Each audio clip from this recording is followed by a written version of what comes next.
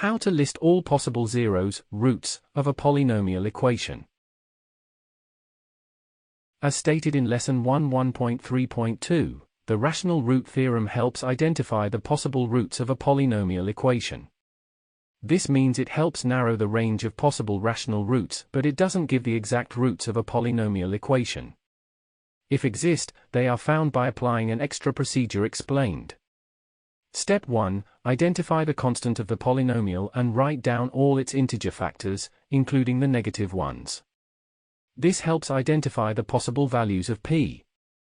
For example, in the polynomial, we have the following shown on screen.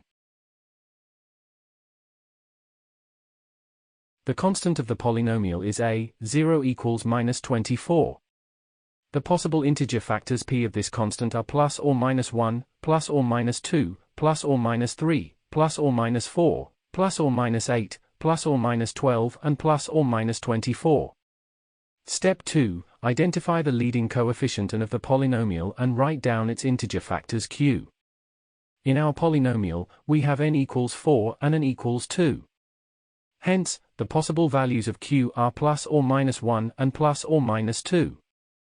Step 3. Find all possible values of p over q. In our example, we have the following shown on screen. Doing the operations yields, we have the following shown on screen. Step 4. Remove all duplicates resulting from Step 3.